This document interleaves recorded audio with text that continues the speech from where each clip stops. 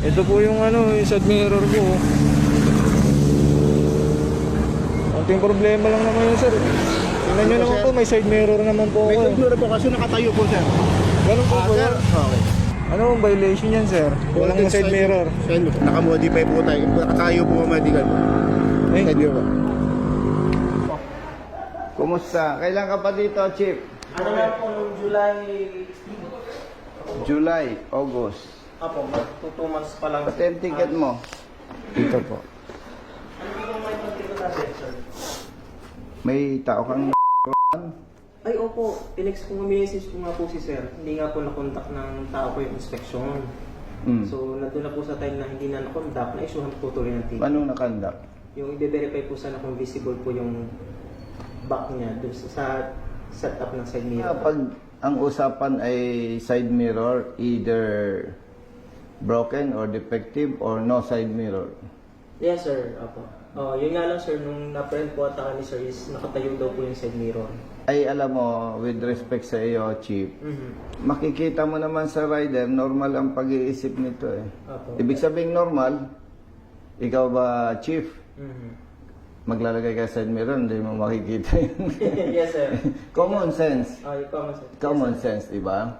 Apo, parang ang ano ko dito, sir, nung nalaman namin, ang nai-ticket niya is improper installation. Patingin nga. Ano, sir. Brother, ikaw yung enforcer? Public awareness, happy ha, naka-video tayo. Naka-live po ba yan, sir? Hindi. 2D po tiniket niya po, no? Sir naman. Ano nakalagay sa 2D, happy? Ang 2D po natin, sir, is motor vehicle with defective, improper, unauthorized accessories, devices, equipment, and parts. Nung na-print po siya, nakatayo po yung side mirror. Kaya, Hindi. Paano mo nga sasabihin improper kung doon sa komportable? ano, sir, yun po yung side. Sir Noel, no? Gusto niyo pong i-verify yung Nabanggit ko po kasi na nakatayo nga po yung side mirror na makikita natin. Binanggit ko po sa kanya na kung pwede, inspectin po natin sa sakyan, kung pwede po kung maupo. To check kung kita po yung nasa likod. Yes. Pwede lang po tayo mag-inspect sa kaso po, hindi niya po ako pinasakay para to check. Ang nangyari po, nagalaw na po yung side mirror. Tsaka niya po ako pinuupo to check. Kasi kung magsusukatan tayo, yung mali ng LTO at mali ng motorista, mas malaki ang kasalanan ng LTO eh. Bakit ka mo? Ang daming LTO hindi marunong bumasa ng rehistro. Ang daming LTO, auxiliary lights. Hindi alam yung tamang pagpapatupad. May mga kaso pa dyan, Chief, na mali ang nailagay Brother Matt sa expiration ng lisensya. Tapos nahuli siya. Expired pala. Pero nakalagay doon yung validity. License card. Papel lang ang ini-issue ng LTO. Nababasa yung papel. Parang bond paper lang. May license card na ba kayo ngayon? Meron na po, okay. Plaka. Ilang taon na. Wala pang plaka. Ngayon lang na-resolve ni Yes, sir. DOTR Secretary Dizon. Going release po tayo ng plates. Samantalang pagka walang plaka, nagkabit ng temporary plate, hindi mabasa, titikitan pa ang motorista. Ibig ko sabihin, Chief, ang hindi maganda kasi, ang daming kapalpakan, ang daming pagkukulang ng LTO, samantalang buo yung side mirror kung nalalaman natin yung public service. Sir, okay ka ba dyan? Baka gusto mong itagilid ng konti, whatever. Public service ba? Parang ang nangyayari, magkakaaway ang motorista at LTO eh. Ano pa? May mga nanghiram lang ng van. Tapos yung mga nakasakay magsishare ng pan-diesel. Kulorom na. Kaninong motorsiklo yung nasa labas? Tingnan ko nga. Sama mo nga ako, Hepe. Motorcycle po na. Sa'yo, sir? Hindi po. Imagine, LTO compound, pinapayagan ninyo yan. Walang side mirror.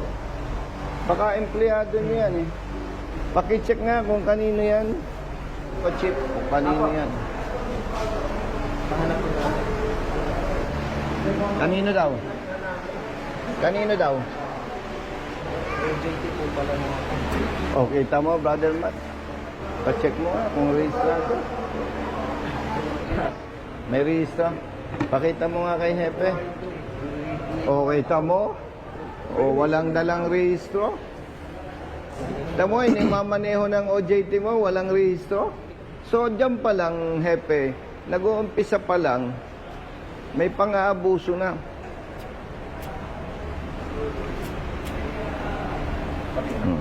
Yan, o. Sino nag-picture nito? Ako. Ikaw. Pero itong motor mo, ba't hindi mo picturean kaya? Ano po, angkas po. O kaya nga. Ano na lang po? Hindi, ang ibig ko sabihin, OJT mo ang nagpicture dito sa motor ng rider. Kasama po nila sa Oo. service. Na tinikita ninyo at sinasabi nyo improper na pwede naman sabihin, Sir, pakiayos nyo. Siya pa palang nagpicture. Tapos yung kanyang sinasakyang motorsiklo, walang side mirror. Kayo ang nagpapatupad ng batas, kaunting diferensya, huli. Pero yung inyong OJT, no side mirror, no ORCR carried. O, sa ngalan ng public service, ipacheck mo kung nakarehistro yan. Parehistro ba? Yung ano po, yung mga tatlong point po. Oh, hindi rehistrado. Ano po yun, nilistock po yun. Oh, nasaan lisensya mo? Wala mo siya. Hindi dito po sa board. Bali magkasama po silang dalawa eh. Plus, no side mirror. 12,000 plus 5,000, 17,000. 800, 250. Brother Jerry, kunin mo yung 5,000. Bigay mo dito sa rider. Tatlong... ID po sir.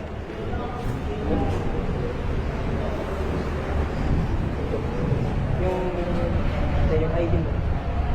Yung ID ko sir. Nakapasaan po yun. Hindi, yung ano mo. Any ID, valid ID. Mayroon po.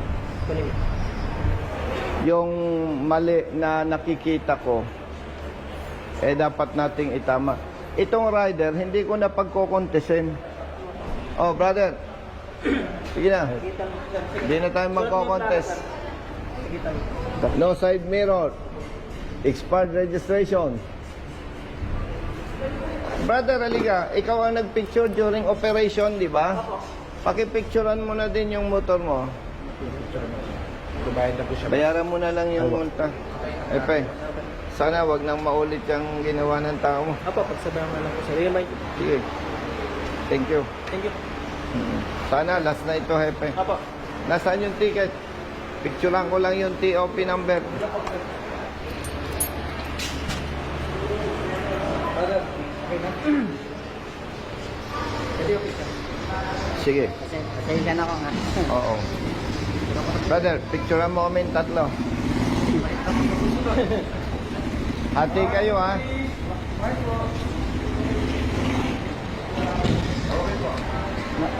Alam ko, mabigat para sa inyo.